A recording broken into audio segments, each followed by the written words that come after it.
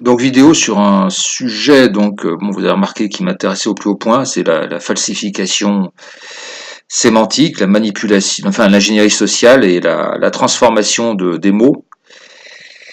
Donc là pour cet épisode, j'ai choisi trois mots, trois termes, et pour vous montrer un petit peu comment ça glisse et de façon comment le libéralisme est extrêmement efficace et a une politique très déterminée, très organisée. Et on peut comparer ça aux malheureux gilets jaunes là, qui sont en train ces derniers dimanches, de samedi, de déambuler un petit peu comme des âmes en peine, complètement perdues.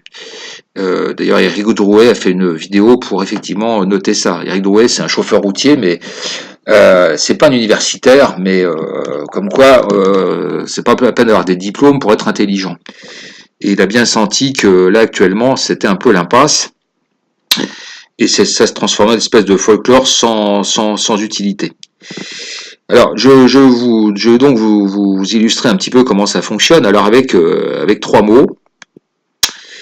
D'abord, le mot exploiter.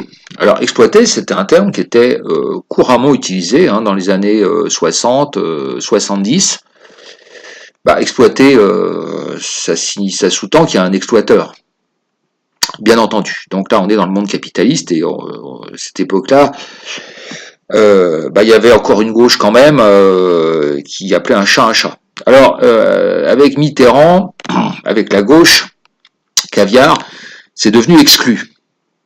Donc, exclu, c'est des sortes de laissés pour compte. C'est encore un inconvénient, c'est que quelque part, c'est la société dans son entier qui est quand même un petit peu responsable. Donc à la fois les politiques, les capitalistes et puis les petits bourgeois. Donc ça n'allait encore pas.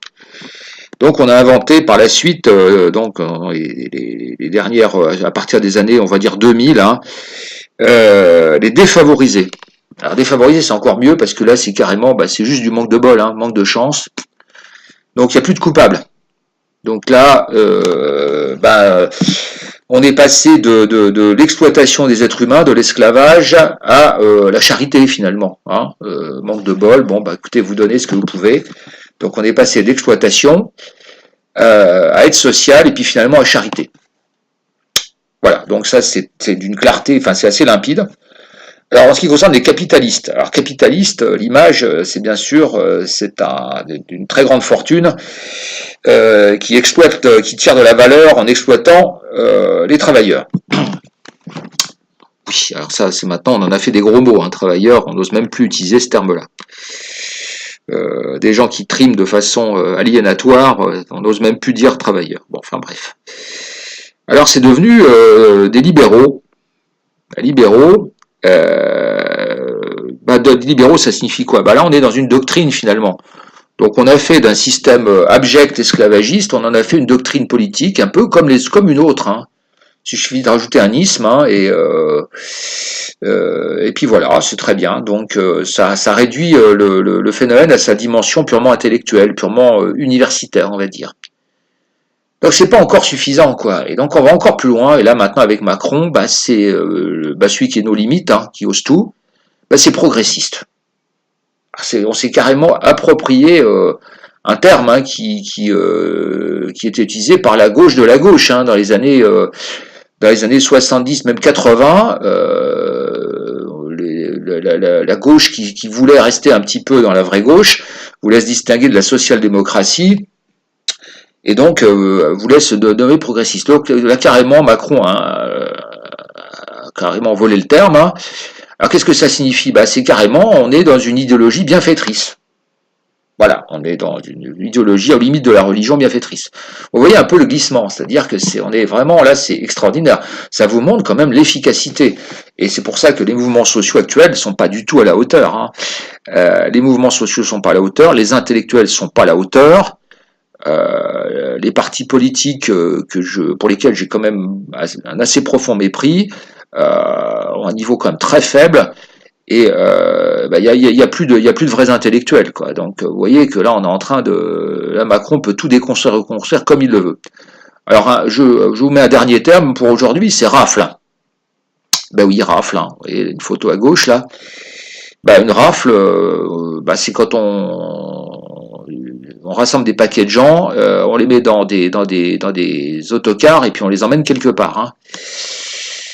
Alors là, ça s'est fait récemment et on appelle ça un assage maintenant. Voilà, c'est formidable, ça n'existait même pas dans le dictionnaire, hein. Donc c'est repris par les policiers, la hiérarchie policière, les journalistes, pour utiliser un mot qui n'existe pas, hein. C'est un néologisme, hein, en plus, hein, donc on n'a pas peur, hein. Donc en fait, on a fait d'une action absolument abjecte qui est purement totalitaire, ben, on en a fait une simple technique policière, hein. On n'est que dans la technique.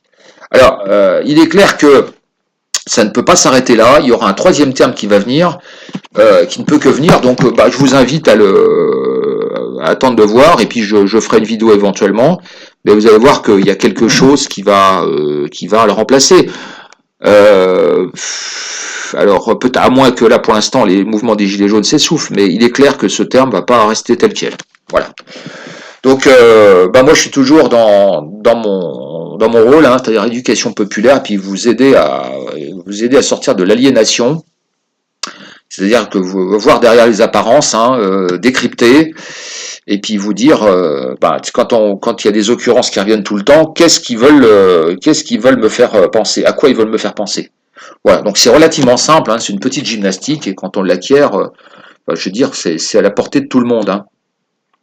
Voilà, donc j'espère que ça vous a intéressé, et puis donc ça c'est un premier épisode, et puis je pense que j'en ferai bien sûr d'autres.